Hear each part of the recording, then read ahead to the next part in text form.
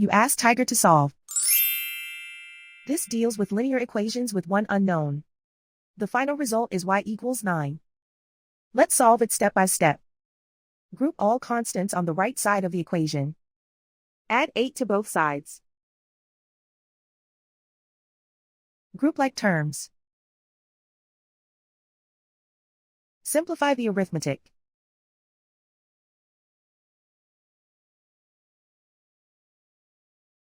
Isolate the y. Divide both sides by 3. Simplify the fraction.